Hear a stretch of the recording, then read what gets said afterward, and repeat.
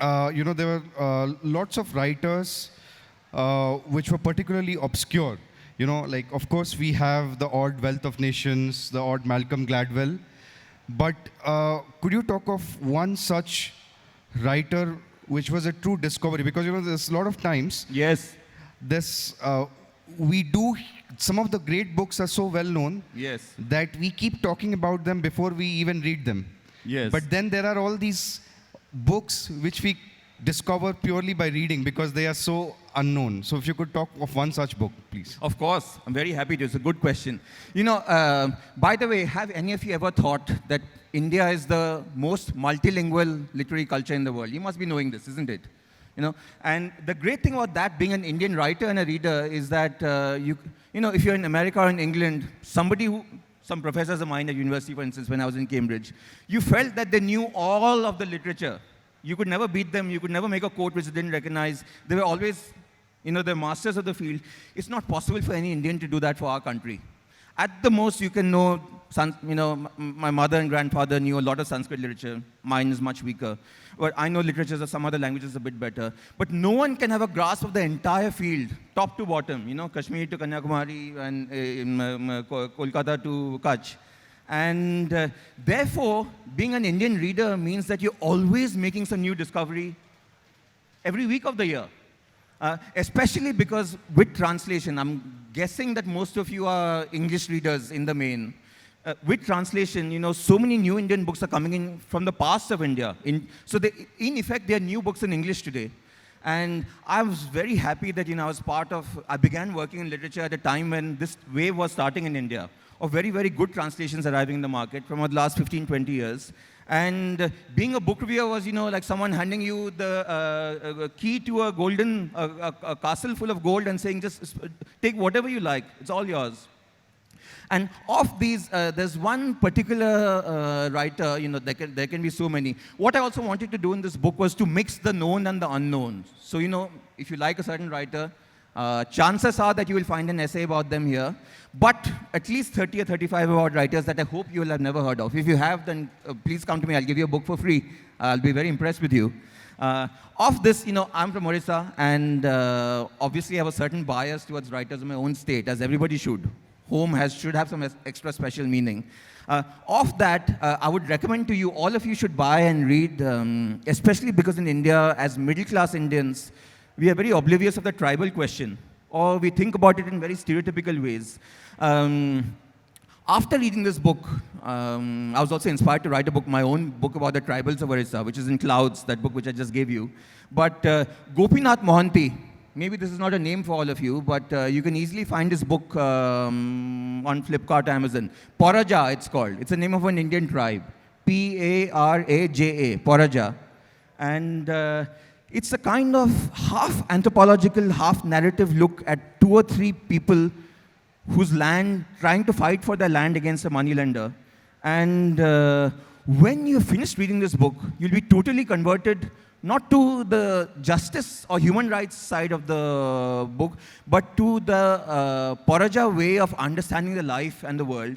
And I've always loved writers who have a different style for each book.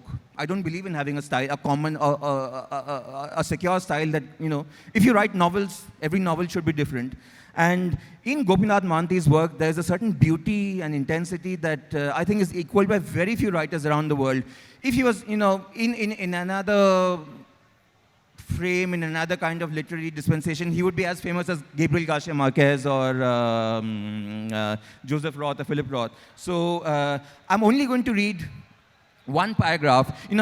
As a book reviewer, somebody once asked me, can you tell us how to write a book review?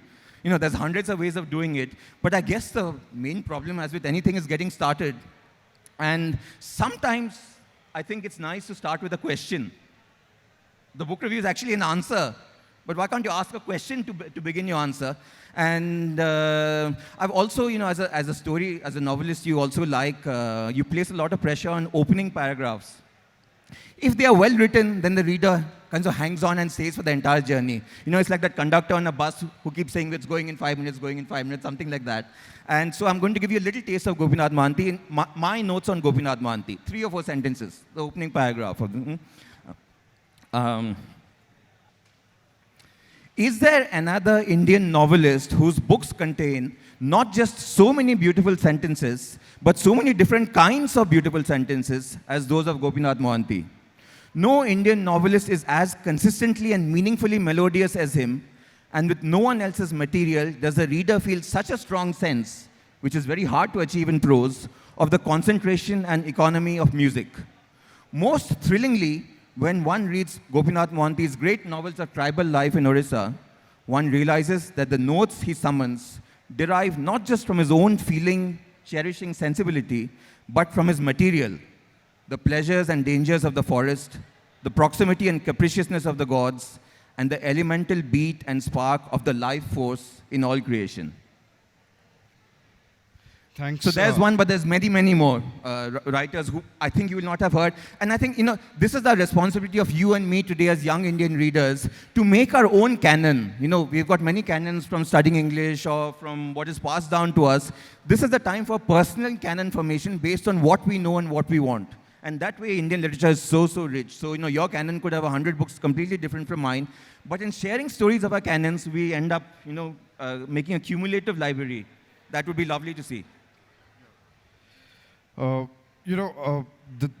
you spoke about when you picked up this example of the writer, to me it's very interesting because there's this whole idea that you have writers who are connected to their local contexts, and are immersed in them.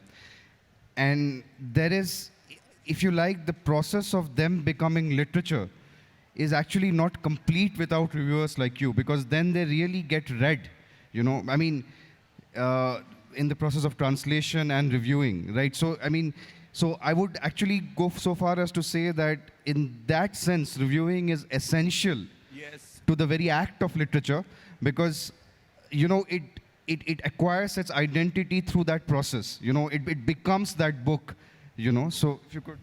Agreed. Many people think literary criticism is a sort of specialized profession. Actually, any serious reader is a literary critic. If you read a book and you like it or you don't like it, and someone else you see them buying it or a close friend of yours, won't you try to persuade them either to read it or not? In that, you are sort of, in your own way, producing a work of verbal literary criticism. And, without readers, books are completely meaningless. There are in your library or thousands of libraries in India, so many. Recently, I went to a school library in Jharkhand. There are hundreds of books, no shortage of books at all in sets of 2 or 3, unopened. They're under lock and key kept by the headmaster, and I asked him, what are you doing? Like, these are books meant for children. He said, well, they might spoil them or they might steal them. Well, isn't it better to steal them than to not read them? And so a reviewer or a literary critic is a book's first reader who, and the other thing about literature, which is why I love literature so much, a great book never explains why it is great inside the book. When you read a wonderful story, the story is not standing up and jumping in the way some, Bollywood actors might, showing off. Literature is very subtle. So it needs somebody, there is a Sanskrit word for this, the rasika, the connoisseur of literature, to draw out the juice from it and to say why something is better than something else. And in that way, reviewing is an experience of either pleasure or very rarely pain in reading. And when you can dramatize that encounter in your own pieces, then you provide an incentive for other readers. Now by the way, I think this is, in the last 500 years, the last 5 or 7 years, I think, are the most challenging time in the history of reading.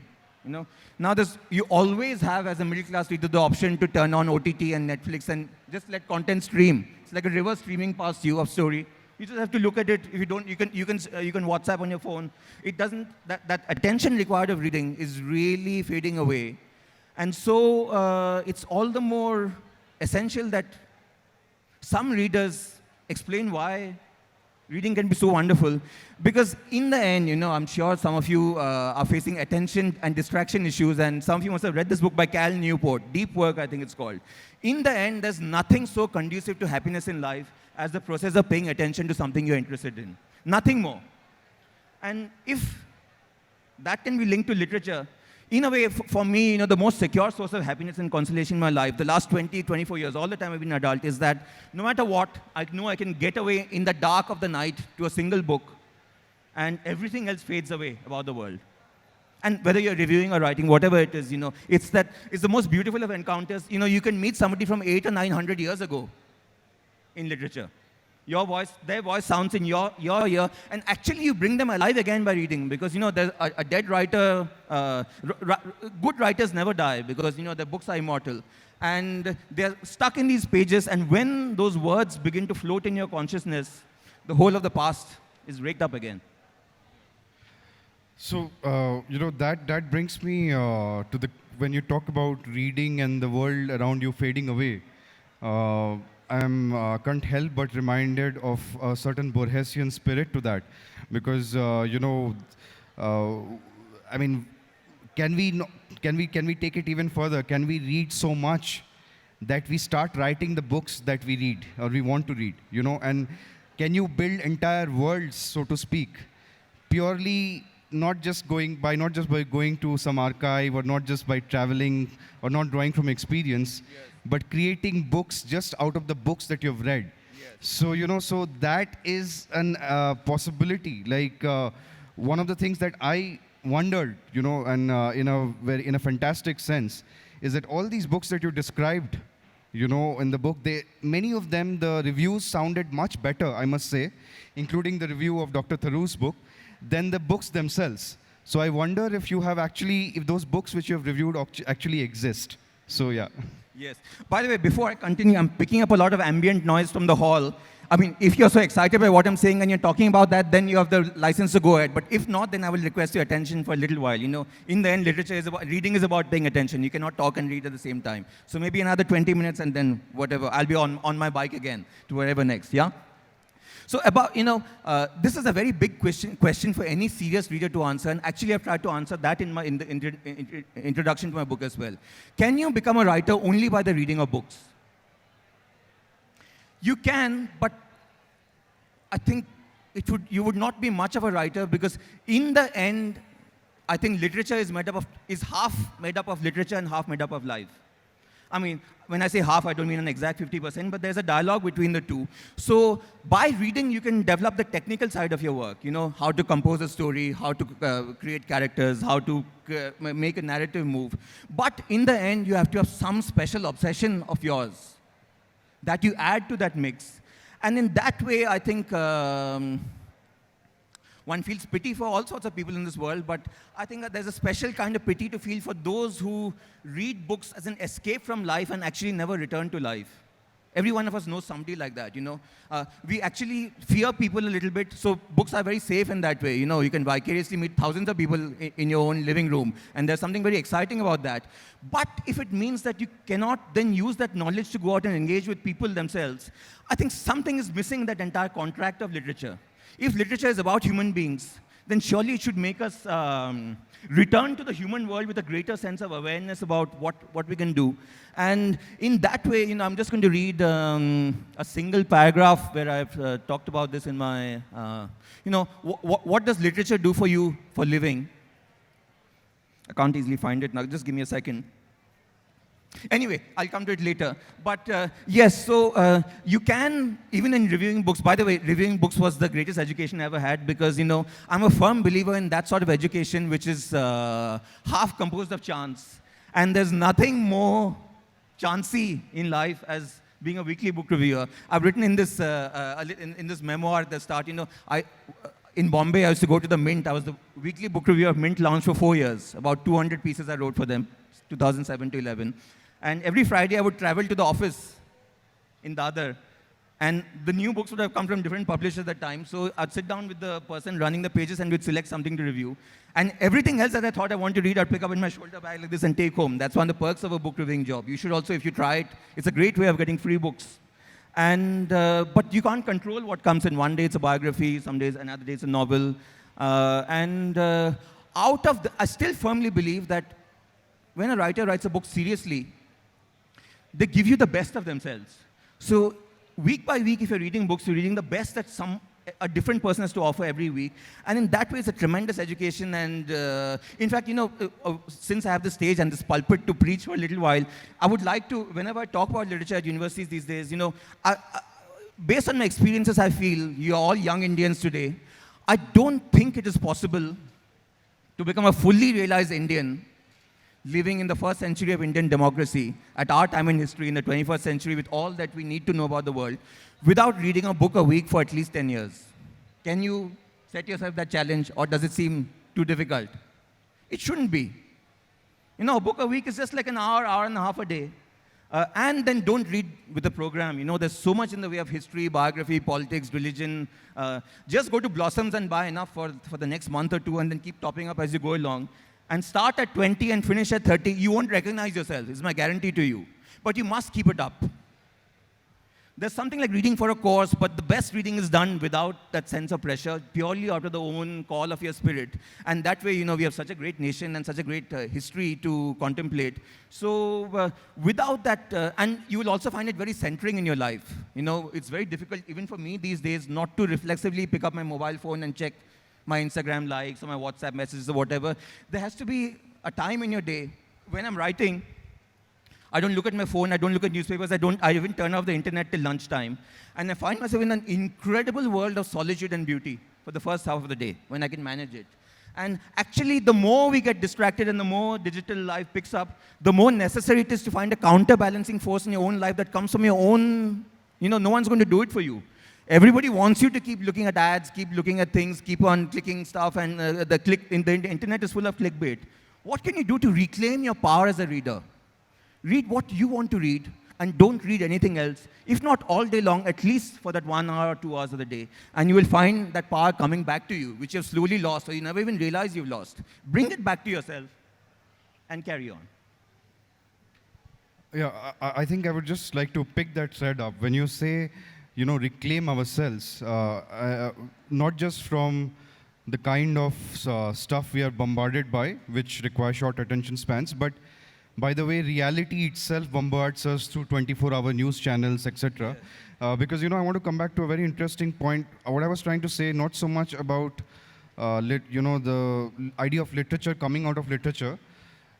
Just reading literature was not just a resistance to the idea that literature comes from life, but rather this relationship that literature has with its immediate reality, right? And there's a point that you make in your book where you talk about the relationship between the Indian novel and history, right? So I think that was something very, very, the most novel point which I found, which got me thinking, where you say that given India's history and given how confused and ambiguous we are at many points, about many points of our history, the role of historical fiction as an imaginative device, to make sense of who we are and, to make sense of what kind of art we want to, what kind of epics we want to tell ourselves, was a very wonderful point. So can you just elaborate on that? Yes, I can. Yeah. In fact, I'm going to elaborate it by asking a question. For those of you who are seriously interested in novels, you will have noticed that in the early decades of the Indian novel, you know how the Indian novel came. It was the British novel, and people started, Indians newly educated in English started reading it in the 1860s, the new civil servants, etc. And the first Indian novel is Bankim Chandra Chatterjee's Rajmohan's Wife, in the early 1860s. And from then on, people began to write both in English and in their own languages. But a question I want to ask you, which reveals the secret at the heart of the Indian novel. What can novels do that other forms can't do? In the first 30 or 40 years of the Indian novel, say between 1860 to 1910, why are so many novels, obviously they're written by men, almost 95% of them, because of the way Indian society and education was set up. So you can take that's a given. But why are so many novels about a woman, with the name of a woman character? Indulekha, Indira, Basanti. What is going on here? Rajmohan's wife. Even when the name is of a man, the focus is on the second word, wife. What is going on here? Why are all these men choosing a female protagonist to write about? They have no access to they've never worn a sari or put kumkum in their hair, whatever. So how do they know what to write about? And why are they focused on women?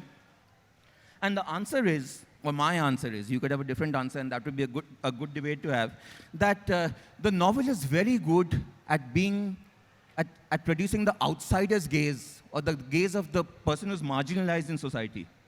Bollywood is great at reproducing mass thought. And perhaps with I laugh when sometimes a Bollywood film is called feminist or whatever because some small tweak in the thinking. But a novel is very good at, stories become interesting when they give you the mind or the life experience of somebody very different from you. And all these male writers who wanted to criticize Indian society found that they could do so usually through the viewpoint of a young woman who's not only oppressed by patriarchy, they're also oppressed by the older women in the society. The mother-in-laws are the ones saying you can't read, you can't go out. And to me, the most thrilling scene in the first Indian novel ever written, in Rajmohan's Wife, when you read it, you'll see, if you read it now, 150 years later, it looks like a copy of Walter Scott or Charles Dickens. So it's very dull to read. It's written in a beautiful English, but for an Indian writer, it looks very odd. It looks like, it looks like a man suddenly wearing jeans at 50 or 60 years of age. But there is one scene that shows the path forward for the Indian novel in there. Rajmohan's wife, Rajmohan is a dissolute young man who loves drinking and has no responsibility. His wife is the faithful one who's taking care of the house. And one day in the night, she hears some people discussing a robbery that is going to take place in the village that night. She's the only person who knows. And so she can save this household from being robbed if they can get the news across. But how is the news to go across in the village? Her husband is drunk. She tries waking him up, and he refuses to get up. She's shouting, go, we need to help them. But he refuses to get up. So she decides to go by herself to tell these people that, watch out. And as she goes across the village, she passes the village pond, and she realizes she has never been out at night in her entire life. And the thrill of that, that a woman facing the night, although you're already an adult, facing the night alone for the first time in your life, that redeems the entire novel. It could be about anything. But you see what the novel is trying to do. It's trying to go to those areas of experience which sociology, psychology, politics can only faintly gesture at. The truth of the spirit, the truth of the individual experience. And by adding all these subjectivities, you get up to a complete picture of a society. So as young people, I would say to you, read novels by Dalit writers, read novels by women writers, read novels by writers of all sorts of cultures to which you don't belong, so that you can combine their perspectives with your own, and one day you will realize you're a much deeper thinker because you can listen to somebody else's voice the same way you can in a book. And I think that that idea of having the novel as a repository, if you like, of such marginalized subjectivities is, I think, a much more precious idea to preserve as opposed to the idea of a novel that is just churned out because as a response to the times. So, for example, Yes. for 2611 happened, there were lots of disaster novels, around 2611. When pandemic happened, there were lots of novels around the pandemic. Yes. So, so what, I think that would be something that a reviewer actually faces Yes. when, you have novels around a particular thing that is occupying the popular consciousness, and it's almost like the whole, the writers just, popping up books one after another as a response, as an automatic response to that. So, Possibly, yeah. but in the end, novels are about life, their response to life. So if something big happens that affects the society, you cannot stop writers from writing about it. Even within that, you can make judgments about who's doing a good job and who's not. And one could have, again, very interesting pandemic perspectives from the, I think a novel about migrant workers during the pandemic would be such a deep document of our time, much more than the newspapers or TV, footage. Yeah. So there's always a room in novels. That's another thing I find very consoling about being a novelist. You yourself don't know what your next story is going to be. Even your own story will take you by surprise. Tomorrow or day after, I will meet someone here, I'll be walking down the street, and I suddenly see somebody the way I did on the street for Arzi the Dwarf, my first novel. And something sparks off from the way they speak or something that they say. And then on the next 3-4 years of your life, you're on that road. It's very exciting. And that way, I think it's great to be an Indian writer, It's a very, very big society. The literary field is very big. When there's so many great writers here. Mr. Mauzo sitting here in the front row. All of us, we might not have the stage to say it, but this is the real pleasure in working, and financial rewards are nothing compared to this sort of wealth. Yeah. In fact, can you also, because in the book that you do, apart from writers, fiction writers, because we talked about novels, you have also done very interesting reviews of works of philosophy, like The Wealth of Nations, and the works of non-fiction like Malcolm Gladwell. Yes. So, the whole idea, what I really loved about the book is you pursue you see the book as a voice of an author, irrespective of its genre. So Yes. so you can see Adam Smith speaking when in his most philosophically terse and long-winded paragraphs. So can you just comment on this whole idea of following style across genres? Whether it's Yes. non-fiction or philosophy, apart from novels. So yeah. Yes, yes, of course. Thank you. You're asking very good questions. I mean, like we should have met earlier in life. We do share this love of Adam Smith, isn't it? Because you were saying you use him to teach. And I always am shocked when people think of Adam Smith primarily as the ideological founder of capitalism in the modern world. That it may have some nugget of truth to it, but you are, by framing him in this context, you are missing out on a deep experience, one of the greatest writers of prose that ever lived. And if you think, by the way, that his thinking is about economics, I want to read out one sentence which will be very useful to you. Adam Smith on love, one line. What is love between people? Love is the passion that appears to everybody, but the man or woman who feels it. I'm starting again because it's a little complicated. Love is the passion that appears to everybody, but the man or woman who feels it, entirely disproportional to the value of the object. Isn't this true? When you fall in love with somebody, you must be doing it every day or every week. All your friends say, what nonsense are you talking about? There's nothing, whatever you're seeing, perfection, the divinity, all these things you're seeing in this guy or girl, it's not true. But as illusions go, it's a remarkably deep and vivid one. And the best thing about Smith, I think, which separates him from the political and ideological thinkers of today, he does not easily give away his meanings. I think it's very necessary in literature to hold this stance that, you don't try to over-explain everything to the point where actually you trivialize and oversimplify things, and then people pick up all sorts of pot shots, and you're degrading language and thought. There are many things about Smith that are a bit of a mystery, and he's very sly and very sarcastic. That's why if somebody reads him only for content, you'll get completely the wrong message because you're not alive to the notes of irony and laughter in his style. But I found him actually one of the most laugh aloud. He's not comic in that sense. He's not trying to make jokes, but observations such as this actually show what a witty thinker and shrewd thinker he was about life. And there's a lot to connect the Scottish thinkers of the Enlightenment and the Gujarati Banyas of India today. That slightly, very worldly view on life, and the ability to provide very pithy maxims and epigrams to compress a subject. And whenever, I'm feeling a bit lost in life, I only have to pick up a page or two of Adam Smith, because that sense of, it's like listening to a great, great classical musician. The sense of mastery over language, and even Adam Smith's commas are in sometimes quite strange places. Even English punctuation changes from decade to decade and century to century. So now he looks a bit odd. But the sense of language rising and falling, balanced out by commas, full stops, long sentences, short sentences, it's so uniquely beautiful that he could have been arguing for killing everybody in the world, and he could have been Hitler and still gotten away with it. He's such a powerful writer. But thankfully, he wasn't that sort of person. He was one of the most genuine and humane human beings ever to have lived. And I think maybe in your 20s is a bit early for you, but in your 30s, set yourself one or 2 months on vacation somewhere to read The Wealth of Nations and the Theory of Moral Sentiments. About 1,500 pages in all. It's a considerable project, but you'll never be the same again after that. And in that way, sometimes now I prefer, instead of finding new books to read, I like reading new editions of old books. This piece I wrote about him here was actually somebody wrote a book about Adam Smith, and using that as a sort of pretext, I could write my own thoughts about someone I love so much. And you can set yourself these little tasks. A great writer has to be read, and when you have to write about them, then you really pay attention, because you have to show it on the page.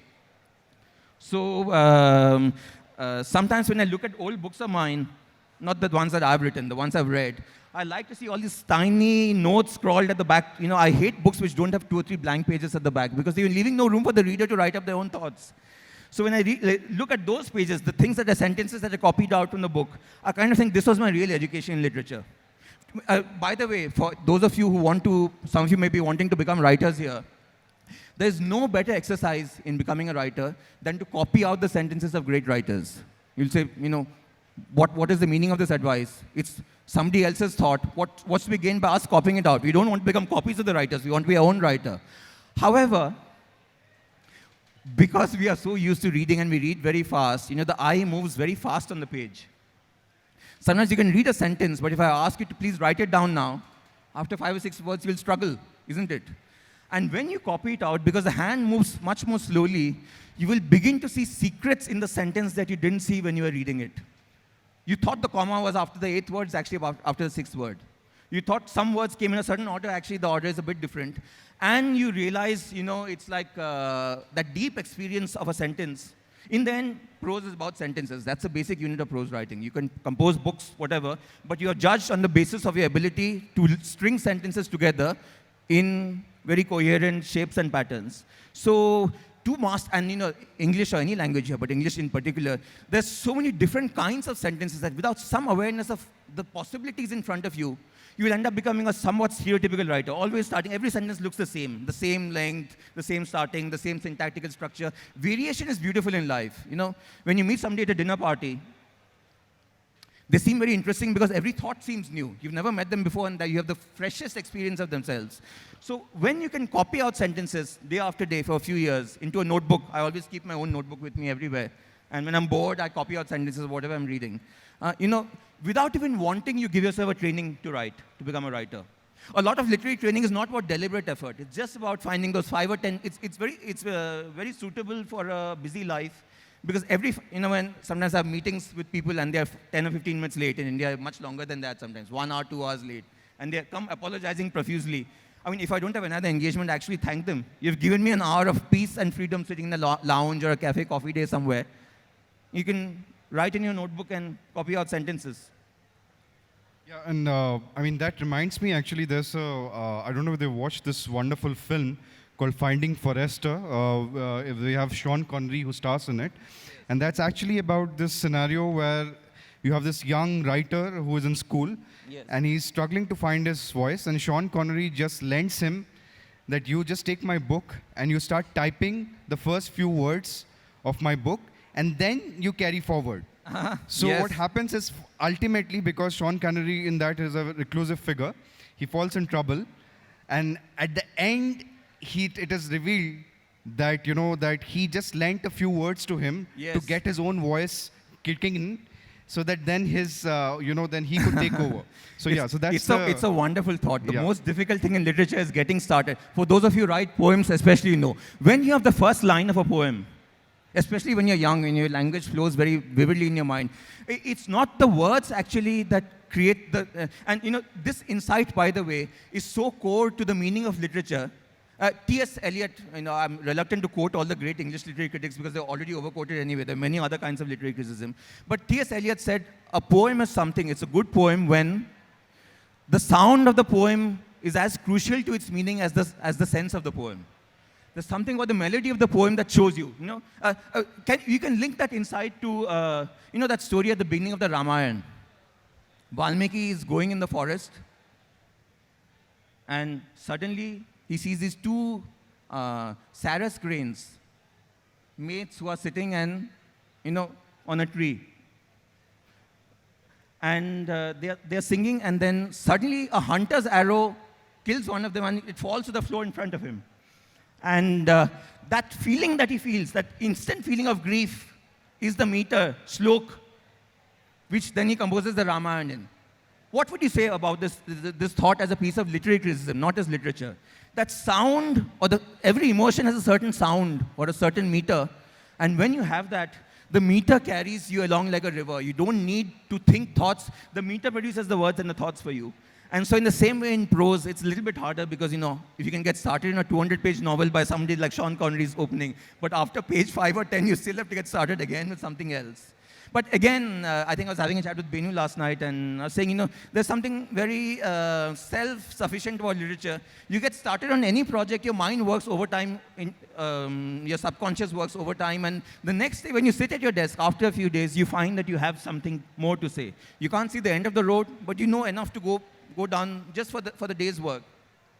So prompts are very good, and that's why, you should have the thing you should really invest in if you want to be a writer is a notebook and buy yourself a good ink pen as well. This was a present from someone, a reader of mine. And I don't mean to show off, but just write notes. Again, like reading, you can write notes from books that you read. But so many times in life, we meet somebody who says something so beautiful and so precise that if you leave it to your memory to remember it later, you won't get it back. Memory is the most capricious and deceptive of friends. You have to bolster memory with something, and that's why writing was invented to begin with. So why not use it now? For many hundreds of years, people got by on an oral tradition. But once you can invent writing, you can capture anything forever.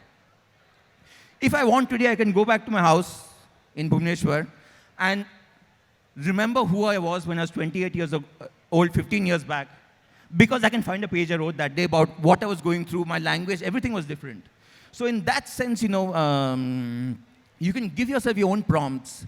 Very many people ask, when you write a book, is the book that you are reading of mine the same book that I wrote?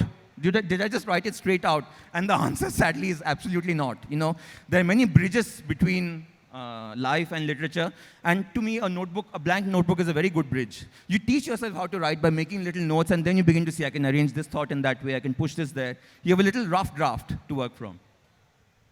Yeah. So, for me, the whole approach of approaching we have some more time. We have some time. Yes. So then we'll get the questions. Sure. So for me, the whole idea of approaching a work of literature, sentence by sentence, phrase by phrase, is such a very different orientation from approaching a work of literature as a story. Yes. Because, we were listening to, now in Bangalore, we have lots of storytelling societies and stuff like that. Yes. So for them, a work of literature is a story, which means that they see it as a whole, right? So for them, it is about the whole story is a one single sentence, so to speak, right? Now, very beautiful thought. You're right. Yeah, yes. Which is very different from the way we think about the written book, which you're saying is really thinking sentence by sentence, phrase by phrase, and moving with the sentence like you're on journey with it. Yeah. So that, I think, is a very interesting observation. Actually, what you very concisely did in those thoughts, I'm seeing you thinking live, and I'm enjoying watching you think. You have described the experience of literature from the writer's point of view and the reader's point of view. From the writer's point of view, it's sentence by sentence. From the reader's point of view, it's most beautiful when it seems like one long sentence that everything was so perfect that you can't, it's indivisible for you. You can go back and read it later, there was a favorite scene, etc. But when you're reading it the first time, you are so captivated that you couldn't stop even to think about it. The story dragged you on. So so on that note, I'll just have one closing remark to say. We, for our generation, they watch lots of funny film reviews, and I can tell you that I think many of those funny film reviews which you watch on YouTube by these stand-up comics are probably more interesting than the films, and for me they are, at least. So on a similar note, I really believe that in Chandrahas's book, My Country is Literature, many of the reviews are certainly more interesting than the books themselves. So I would urge you all to read it. And now I would just throw the floor open for questions. Can somebody pass the mic? Sagar?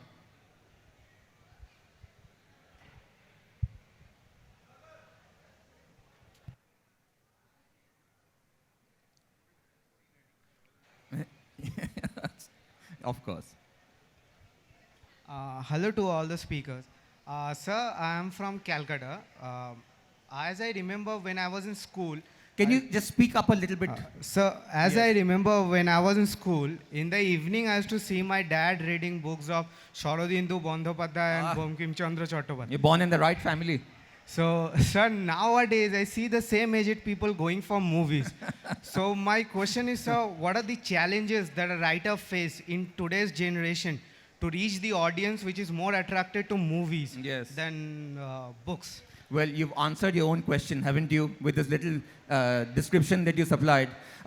So to answer very briefly, obviously it's a very challenging time to be a writer, but that should not itself be a reason to dissuade you from becoming a writer.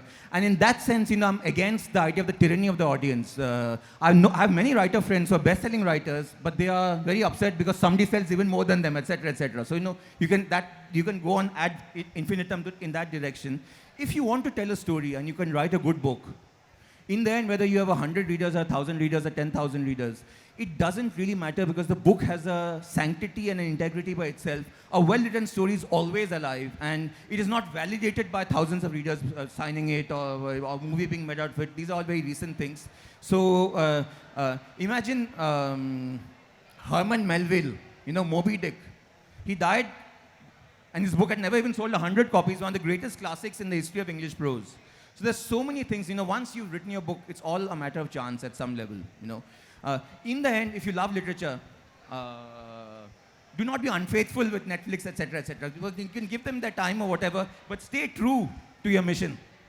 What more can I say? I can't say anything more than that. I cannot force you to read or... But I'm glad, like I said, it's very charming to... that way, I like... these are the things I like about Bengal and Kerala, that, it's a very deep reading culture, and at book fairs and stuff, common people spend small amounts of money to buy, and books are very precious to them. And I'll confess to you, my favorite writer in the history of fiction is Vibhuti Bhushan.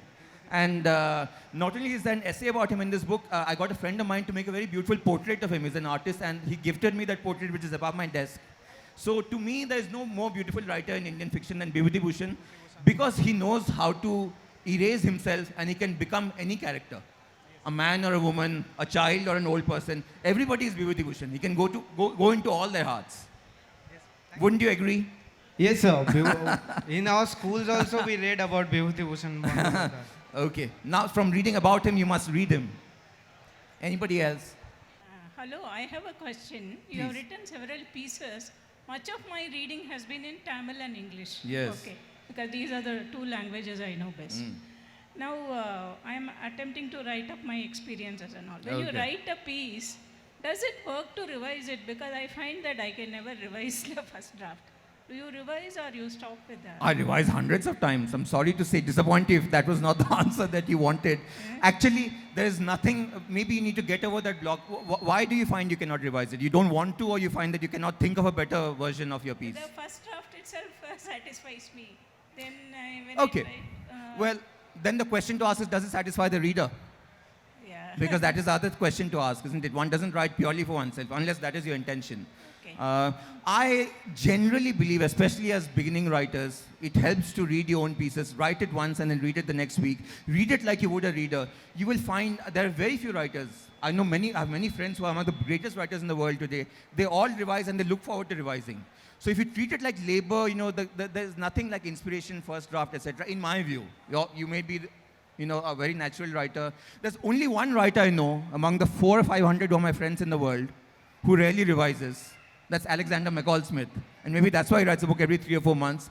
But his command of English prose is so great that he writes as he thinks, and I read him for great pleasure. I find it hard to believe, but I can believe after having met him.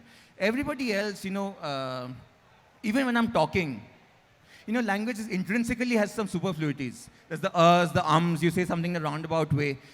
When you write, you also use many more words than you need to.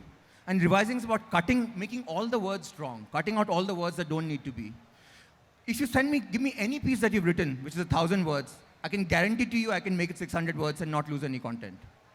There is a way to make language stronger and more intense. When you look forward to enjoying that, then you get over this blockade of revising. Revising is recreation. It's nothing more. It's not about correcting flaws or sitting down again or being bored. That attitude is not helpful. Look forward to revising and write one great piece instead of 10 first-time pieces. It's better to live forever than to produce a lot, in my view. Does it work to give a time gap and then revise? Yes, and the more you have experience, the shorter the time gap needs to be. Often, when I was a young writer, one terrible mistake I used to make is I would finish writing a story and be so excited that I'd finish, I'd send it off right away to a magazine, not realizing that the glow that I feel is the glow of having completed something and having worked hard, not of having written something good. Okay. That glow is a separate one which you'll only gain after 7 or 10 days when you read it in the detached spirit of having got some distance away from it. And I made many mistakes like this in my life, often with great regret, because sometimes even I've sent novels out and people have said it's not good enough. I've got them back, revised for a year or two, and finally brought out something that I feel very pleased with. But when I send them back to the same publisher, they say we can't read it again. That rejection was final. So always send out your best work, no matter how long it takes. Anybody else hear me as a doctor for 5 minutes? Hello, sir. I'm Harshita. I've started writing and I use a lot of metaphors. And I get complaints that people don't understand it. So I want to know your view on simple writing and what people call as complicated writing. Can you give us an example of a metaphor so that we can all see whether we can take a spot poll right now to see whether it's working or not? Now? Or you don't want to? No. Okay. Well, you have actually asked a very good question.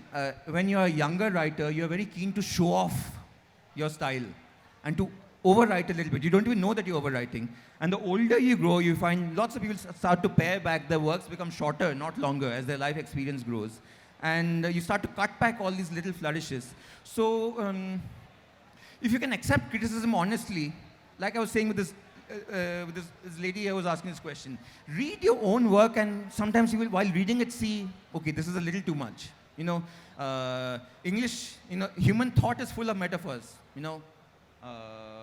like a classical metaphor in Indian literature, which is now, you would be kicked as a writer if you said it, was to compare a woman's walk to that of a stately walk of an elephant. And, in that time, that was a metaphor that worked, it won't today. And the human imagination is naturally metaphorical. When we see a thread, we can see a river, we can see a hair. So you have to control that a little bit to prevent it from getting out of hand. One or two good metaphors is more than enough in a 2 or 3 page piece. When every sentence begins to head towards this was like this was like that, you start to lose intensity.